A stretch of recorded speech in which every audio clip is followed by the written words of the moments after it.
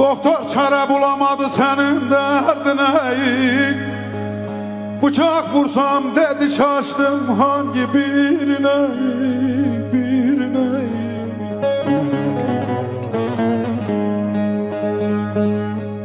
Götür dedi son günlerin evine.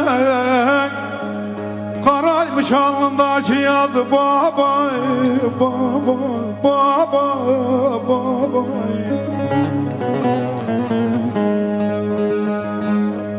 Ele götür dedi son günlerin evine.